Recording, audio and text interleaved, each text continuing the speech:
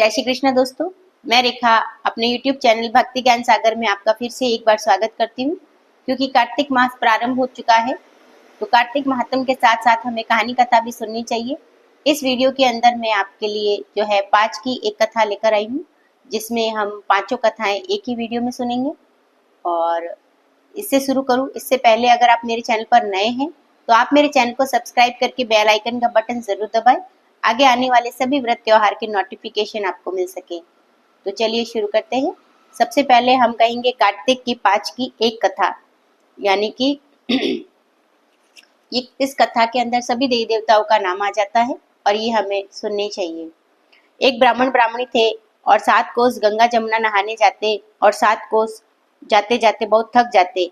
एक दिन बहू बोली कि बेटा बहू होते तो घर में खाना बना मिलता, कपड़े धुले मिलते। और ब्राह्मण बोला कि तू बड़ी बड़ी बात कह रही है, लो मैं तेरे लिए बहू ला दूं। और एक पोटली के अंदर जो है आटा और चुन में आटा बांध दे और उसमें कुछ असरफिया डाल दे।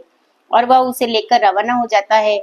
और रास्ते में कुछ लड़कियां खेल रही होती है और उसी में अपने मिट्टी के घर बनाकर, और उसमें एक बोली कि मैं तो अपना घर नहीं बिगाड़ूंगी, मुझे तो रहने के लिए चाहिए। और ब्राह्मण को वह लड़की बहुत अच्छी लगी और मन को भा गई और उसने सोचा कि यही समझदार लड़की है। वह उसके पीछे पीछे गया और उसके घर तक जाकर उसने कहा कि अगर तुम्हारी माता को समय हो तो मेरी भी 5 रोटी बना देगी क्या? मैं किसी के घर की रोटी नहीं खाता और कार्तिक का महीना है। और बेटी अपनी माँ से पूछ ले और उसे बोल देना कि पहले मैं आटा छान ले और उसके बाद मेरी रोटी बना दे। और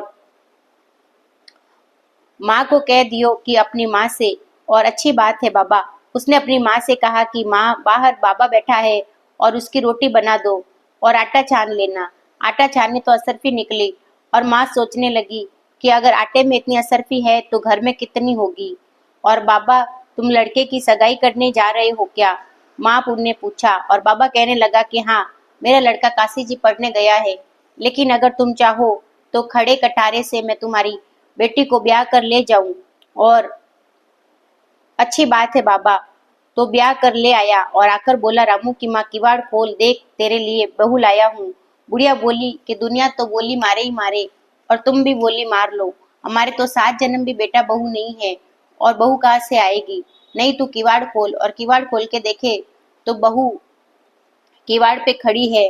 आदर सत्कार के साथ बहू को अंदर लिया और बहू बूढ़े बुढ़िया नहाने जाते, बहू सारा घर का काम करती, खाना बनाती, कपड़े धोती, उनके पाँव दबाती। और इस तरह बहुत समय निकल गया। एक दिन सास ने बहू से कहा कि चूल्हे की आंच बुझने मत दियो और मटके का पानी खत्म ना होने दियो। एक दिन चूल्हे की आंच बुझ गई और बहू भागी भागी पड़ोसन के घर गई और बोली, पड़ोसन मुझे थोड़ी आंच दे दो, मेरे चूल्हे की आंच बुझ गई है और मेरे सास ससुर आते ही होंगे और सुबह 4 बजे गंगा जमुना नहाने गए हैं। पड़ोसन ने कहा कि तू तो बावली है, तुझे तो यूं ही उठाकर लेकर आए हैं, इनके तो 7 जन्म ही बेटा नहीं है। और बहू बोली कि इनका बेटा काशी जी पढ़ने गया है। पड़ोसन बोली ना झूठ बोले है। बोली अब मैं क्या करूं? तो पड़ोसन बोली कि जली फूकी रोटी दे, अलूनी दाल दे और खीर की कड़छी दाल में और दाल की कड़छी खीर में डाल दे। और उसको पड़ोसन की सीख लग गई और उसने ऐसा ही किया। सास ससुर आए, आज न तो आदर सत्कार किया, ना ही उनके कपड़े धोए और खाना लगा दिया। सासू बोली कि बहू ये क्या है? ये तो जली फूकी रोटी है, अलूनी दाल है, और खा लो सासू जी, आप तो एक दिन खाओगी, मुझे तो आजीवन अलूना ही खाना है। ऐसे बोलने लगी। तब सास समझ गई कि इसे पड़ोसन की सीख लगी है और वह कुछ नहीं बोली। बहू रात को सो गई और बहू भागी भागी पड़ोसन में गई और बोली अब क्या करूं? पड़ोसन बोली कि 7 कोठों की चाबी मांग ले। और सवेरे जब सास ससुर जाने लगे तो अड़कर खड़ी हो गई और बोली कि 7 कोठों की चाबी दे दो और बाद में जाना मुझे तो। और ससुर बोला कि चाबी दे दो, आज भी इसका और कल भी इसका, आज मरे तो कल तीसरा।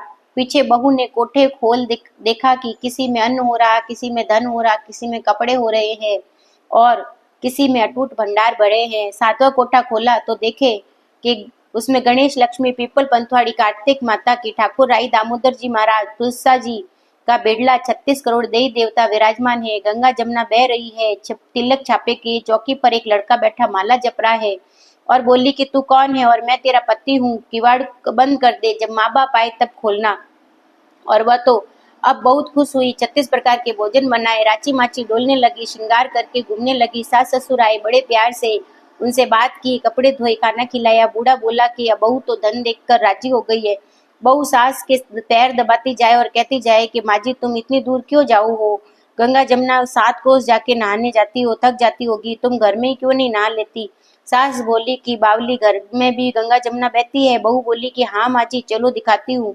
सातवें कुंटे की चाबी खोल के दिखाया तो गणेश, लक्ष्मी, पिपल पंथवाड़ी, तुलसा माता, कार्तिक, ठाकुर राय, दामोदर जी महाराज, शिव पार्वती, 36 करोड़ देवी देवता विराजमान है और गंगा जमुना बह रही है। तिलक छापे किए, चौकी पर एक लड़का बैठा माला जप रहा है और पूछा कि तुम कौन हो और तुम्हें किसने भेजा है। और वह बोला कि मैं तेरा बेटा हूँ और मुझे तो कार्तिक देवता ने भेजा है। माँ बोली बेटा ये दुनिया क्या जानेगी, क्या जानेगा मेरा घर का पति, और क्या जाने की दीरानी जिठानी, और क्या जाने अगड़ बगड़ पड़ोसन की तू मेरा बेटा है। उसने कहा कि पंडितों से पूछा, बोला कि पढ़ लिख के पार बेटा बहू खड़े हो और इस पार बुढ़िया खड़ी हो और चाम की अंगिया फटे, दूध की धार निकल के डाढ़ी मूछे भींजे तो और पवन में गठजोड़ा बंधे तो जानना कि मैं तेरा बेटा हूँ। और उसने ऐसा ही किया। चाम की अंगिया फट गई, छाती से दूध की धारा निकली, डाढ़ी मूछ भींजी और पवन पानी में बहू बेटे का गठजोड़ा बन गया। और ब्राह्मण ब्राह्मणी बहुत खुश हुए। और एक कार्तिक, ठाकुर राय, दामोदर जी महाराज, कृष्ण भगवान जैसे उसके बेटा बहू दिए वैसे सबको देना,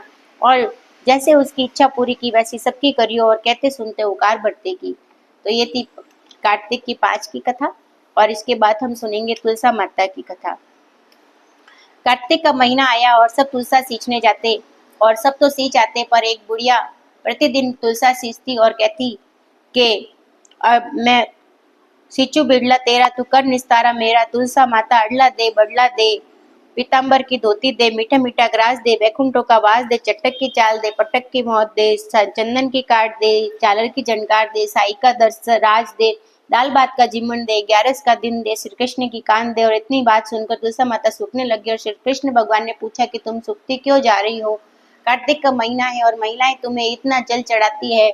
और वह कहने लगी कि एक बुढ़िया आती है और प्रतिदिन इतना मांगती है, मैं सब कुछ तो दे दूं पर आपकी कान कहाँ से लाऊं। और श्री कृष्ण भगवान कहते हैं कि तुम चिंता मत करो, जब वो मरेगी तो मैं उसको कान दे दूंगा।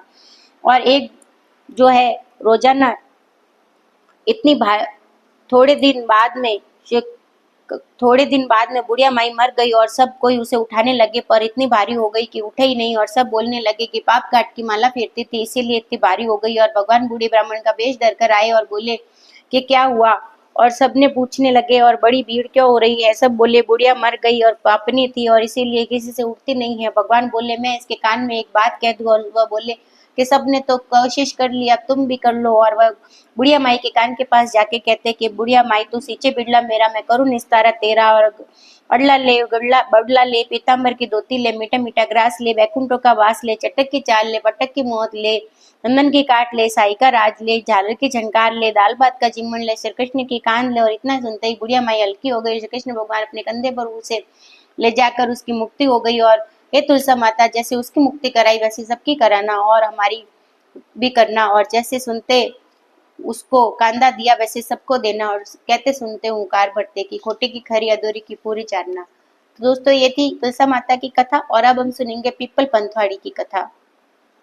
एक बुढ़िया माई थी और अपनी सास अपनी बहू से कहती कि दूध दही बेच कर आ। और रास्ते में वह बेचने जाती और रास्ते में पीपल पंथवाड़ी सी औरतें सींचती और उनको देखती और पूछती कि तुम क्या कर रही हो। और वह बोली कि पीपल पंथवाड़ी सींच रहे हैं, इससे अन्न होता है, धन होता है और बिछड़ा हुआ पति मिल जाता है। और बहू बोली कि ऐसी बात है तो तुम पानी से सींचती हो और मैं दूध दही से सींचूंगी। और वह प्रतिदिन जो है रोजाना दूध दही बेचने नहीं जाती और रोजाना दूध पीपल में और पंथवाड़ी में दही डाल आती। और सास दूध दही के दाम मांगती तो कहती कि महीना पूरा हो जाने पर दूंगी। और कार्तिक का महीना पूरा हो गया और पूनों के दिन बहू जाकर पीपल पंथवाड़ी के पास बैठ गई। और पंथवाड़ी माता पूछे कि क्या क्यों बैठी है। और बहू बोली कि दूध दही का दाम मांगेगी सासू जी। और पीपल पंथवाड़ी बोली कि मेरे पास तो दाम नहीं है, ये भरा हुआ टिंडा पान दतूरा है, इसको ले जा। और बहू ने ले जाकर कोठड़ी में रख दिया और डर के मारे ओढ़कर सो गई। और सासू पूछे कि दाम ला, और कोठड़ी में रखा है। सासू जी ने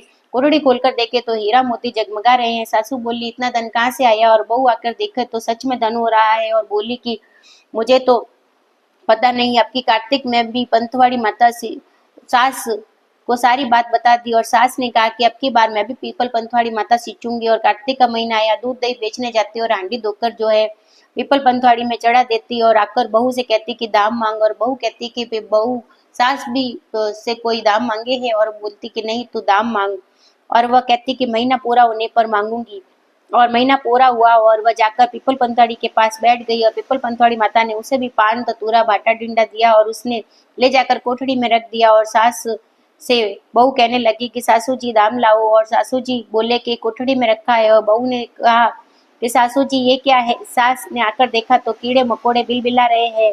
और सास बोली कि पीपल पंथवाड़ी माता दोगली पीठ पाटनी, और इसको तो धन दिया और मुझे कीड़े मकोड़े दिए। और सब जब ये सब को पता चला तो वो कहने लगे कि बहू तो सत की मारी भूखी सींचती थी और तुम धन की भूखी सींचने लगी, इसीलिए पीपल पंथवाड़ी माता ने ऐसा किया है। और ये पंथवाड़ी माता जैसा बहू को दिया वैसा सबको देना और जैसा सास को दिया वैसा किसी को मत देना। और कहते सुनते हुकार भरते का सबका भला करना, कोटे की खरी अधूरी की पूरी जानना। तो ये थी दोस्तों पीपल पंथवाड़ी की कथा। इसके बाद हम सुनेंगे गणेश जी की कथा। जिस प्रकार लपसे तपसे की कथा कही जाती है वैसे नित्य प्रतिदिन गणेश जी की कथा भी कहनी चाहिए।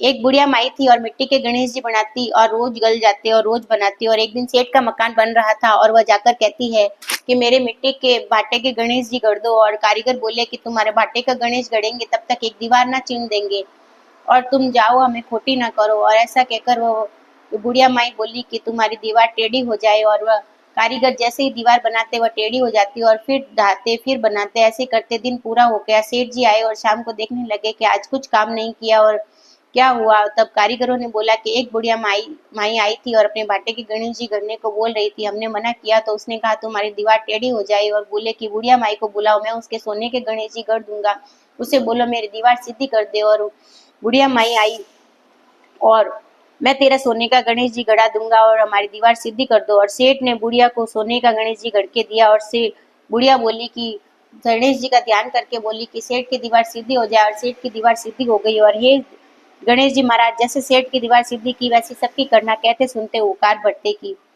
और ये थी दोस्तों गणेश जी की कथा। इसके बाद आज बृहस्पतिवार है तो हम सुनेंगे बृहस्पतिवार की कथा। एक भाई बहन थे और बहन नित्य प्रतिदिन बृहस्पतिवार का जो है व्रत रखती और केले की पूजा करती थी। और बृहस्पतिवार आते उसे 4 लड्डू और सोने का कटोरा देकर जाते और वह उसे कोठड़ी में डाल देती। एक दिन भाभी ने कोठड़ी खोल के देखी तो उसमें बहुत सारे सोने के कटोरे देखकर भाई से बोली कि तुम्हारी बहन तो बावली हो रही है, पता नहीं इतना धन कहाँ से लाती है, कोठड़ी में जगमग हो रही है। पड़ोसन से बोली और पड़ोसन बोली कि दाल की कच्ची भात में और भात की कच्ची दाल में देना और अपने पति से कहना। और दूसरे दिन वह ऐसे ही करने लगी। और उस पति ने बोला कि आज क्या हुआ, तुम बावली हो गई। कि बावली मैं नहीं, तुम्हारी बहन हो रही है और पता नहीं इतना धन कहाँ से लावे और उसे छोड़कर आ जाओ। और वह बोला ठीक है। दूसरे दिन बहन भाई से बोला कि चलो बहन हम नानारे चलते हैं। और बहन बोली कि कैसे मामा के चलेंगे, मुझे तो पता है, चलो तुम मुझे जहाँ केले का पेड़ हो और मंदिर बृहस्पतिवार का मंदिर हो वहां मुझे छोड़ देना। और वह वहां से रवाना हो गए। जंगल में जाकर एक पेड़ के नीचे बृहस्पतिवार का मंदिर, बृहस्पति भगवान का मंदिर देखा और केले का पेड़ देखा। वहीं पे बहन को उतार दिया और खुद जाके छिपके बैठ गया। और बृहस्पतिवार का दिन था और बहन ने केले की पूजा की, बृहस्पतिवार भगवान की पूजा की, कथा कही। और बृहस्पति भगवान आए और 4 लड्डू और सोने का कटोरा चांदी का कटोरा देकर उसे रवाना होने लगे।